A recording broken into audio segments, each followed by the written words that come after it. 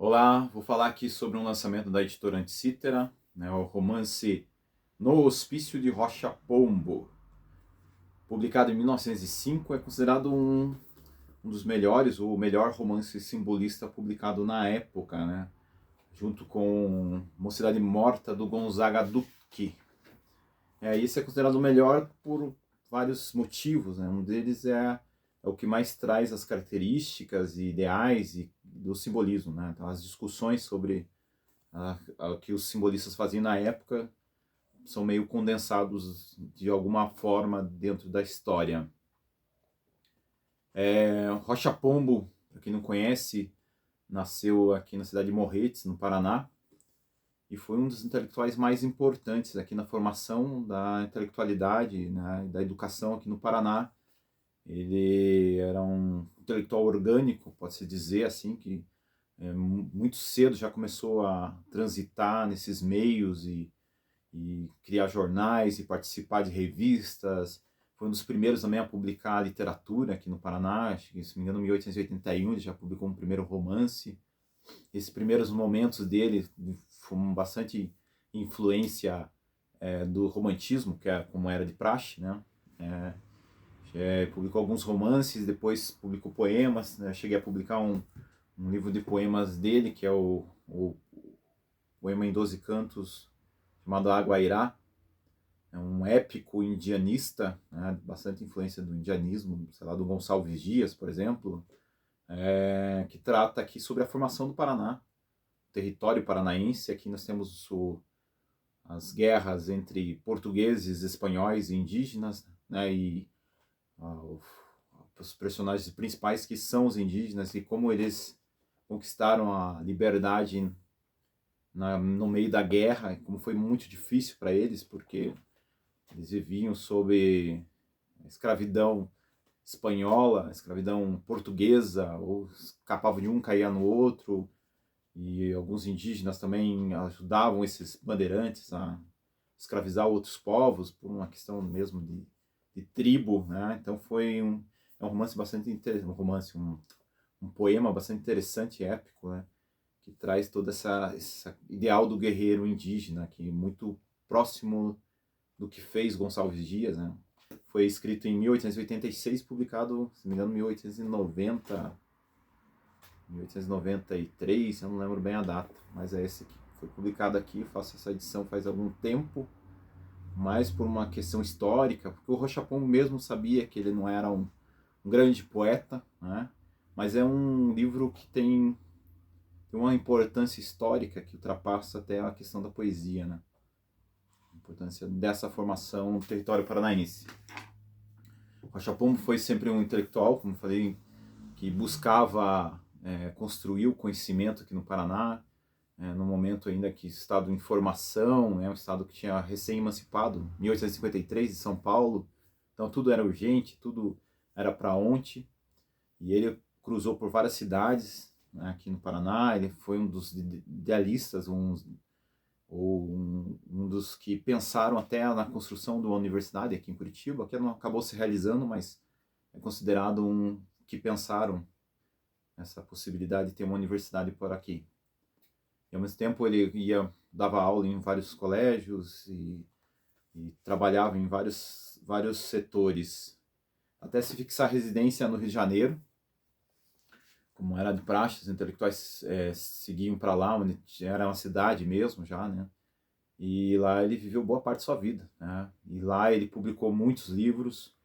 Ele ficou conhecido como historiador por causa dos seus livros de história, premiados, como História do Brasil, História das Américas, História do Paraná. Ele ganhou vários prêmios por esses livros. E lá ele se manteve ligado a um grupo simbolista que ficou paranaense, que ficaram por lá.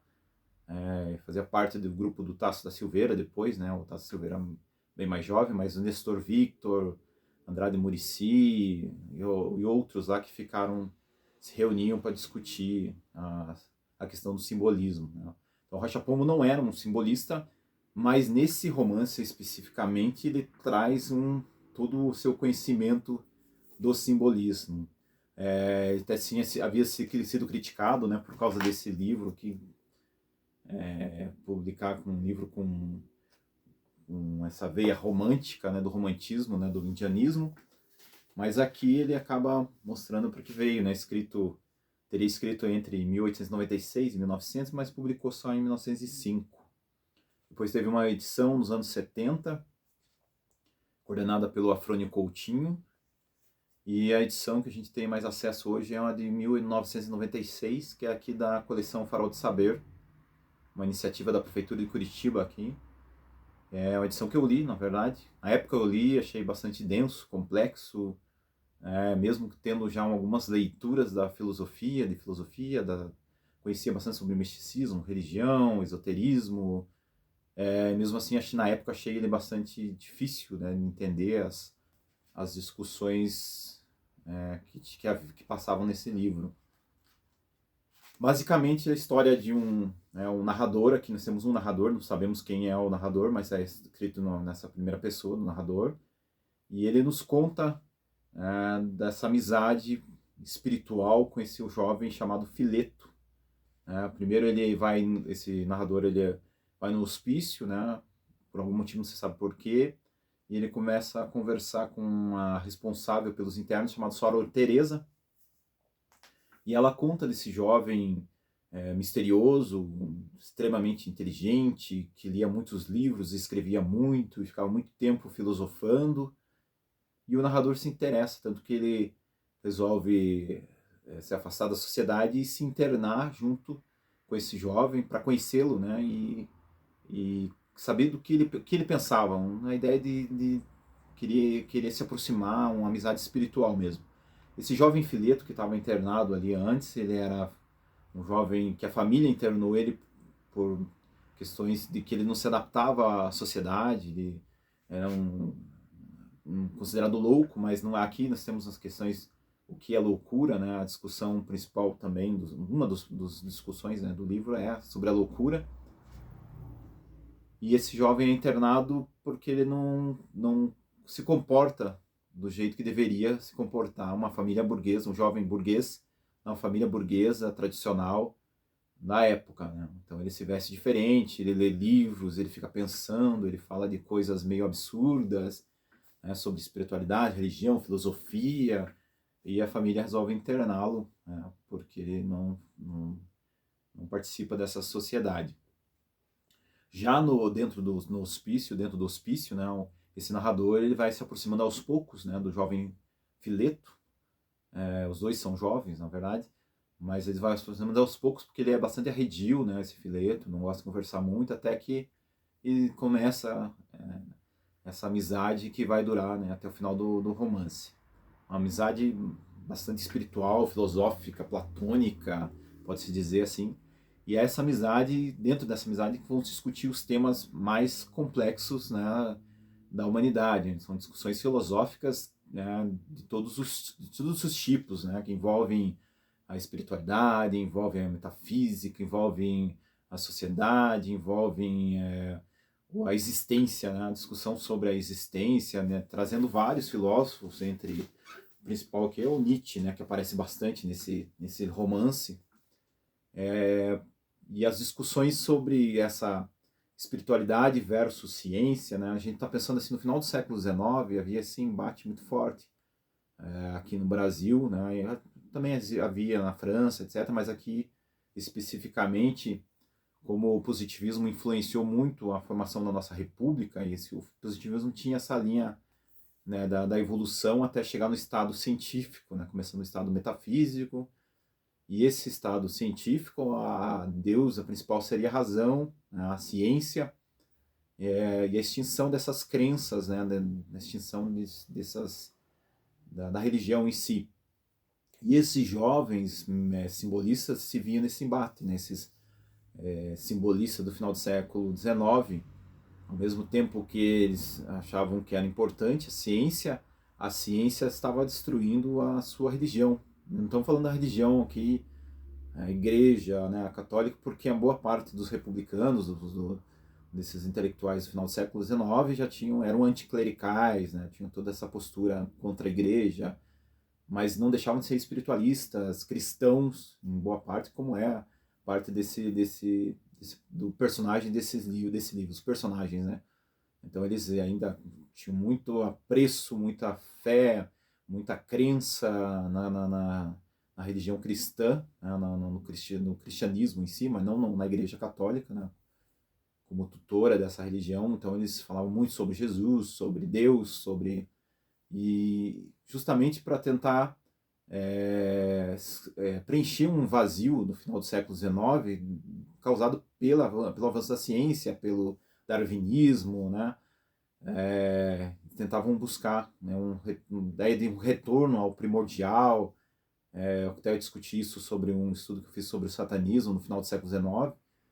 Essa identificação com a figura de Lúcifer, de ser expulso do paraíso e que desejava retornar, né, ao paraíso, né, depois de ser expulso, ou a própria figura de Adão, né, expulso do paraíso. Então havia essa identificação com Adão, com Satã, com Lúcifer, como queiram, por essa ideia de retorno, de não, porque você fica vazio, né, estavam se sentindo vazios, né, no final do século XIX, uma característica do simbolismo, e a ideia de um retorno na busca, né, da espiritualidade, a busca para a compreensão de si mesmo. Todas essas questões são trazidas aqui, bastante discutidas, né? É um romance que a história basicamente é essa amizade, né? Essa amizade espiritual, amizade, e isso vai acontecendo ao longo do romance. Tem algumas características do grotesco, do horror, né? Algumas coisas que acontecem e ficam subentendidas, como aparece um vulto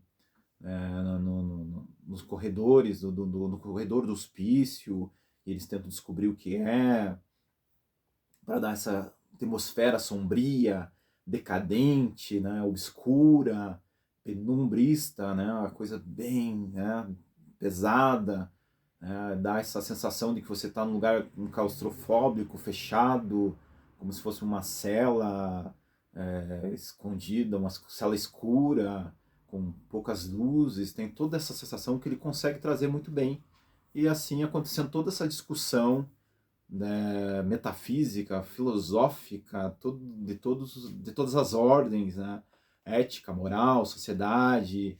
Aqui o narrador traz uma sua contribuição, né, para a discussão da sociedade, quando ele coloca a ideia de uma sociedade do futuro, né, a cidade do futuro, que é onde que ele projeta que uma cidade onde que todos moravam no mesmo local, em apartamentos, espécie de um falanstério, né?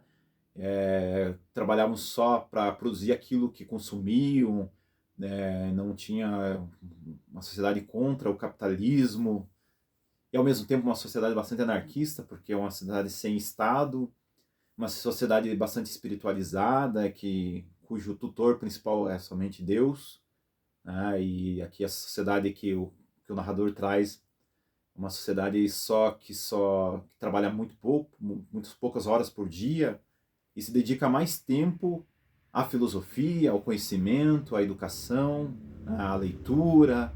Então é um ideal que provavelmente tem origem no Rocha Pombo também, né? Ele é um idealista socialista bastante que acreditava muito nisso. Ele teve amizade com várias pessoas, que da colônia anarquista, por exemplo, ele conhecia.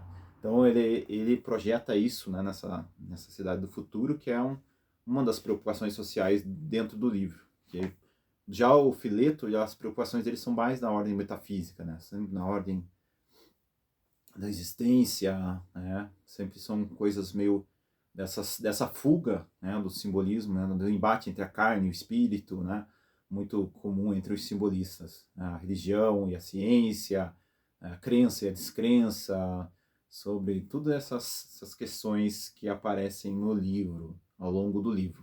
E tem uma história paralela aqui também, que não foge do dentro do romance, mas que é a história da irmã dele, né? A irmã dele tem um noivo que a família também não aceita, e a família do noivo acaba internando ele no hospício. Daí tem um vizinho do Fileto, que também é um jovem apaixonado, que foi internado pela família. A gente não sabe se esse jovem é o namorado da irmã dele, né? Não se sabe. Então os destinos são bastante trágicos dentro do romance, né? todos eles, não especificando necessariamente o fim do romance, mas são trágicos, né, os finais dos personagens aqui. E a ideia principal é essa, né, um romance ensaístico, como queira, um romance filosófico, um romance metafísico, mas bem interessante por causa dessa costura que ele faz entre esse grotesco, esse sublime, esse embate entre ciência e religião, sempre espiritualidade, sobre a decadência, sobre o simbolismo, né? Sobre a loucura que atravessa também, né? O que é a loucura, o que pode ser julgado louco, né? Alguém que foge das normas sociais, que está fora das regras sociais, né? Do contrato social, vamos pegar assim. Isso é a loucura, o que é a loucura? Então, vale a pena, né, conhecer, né? Tá num preço bem legal lá no site, né? Vale a pena conhecer quem não conhece, quem nunca viu, quem nunca leu. Traz algumas ilustrações bem legais aqui. É uma edição bem bacana. Vale a pena conhecer esse louco no hospício.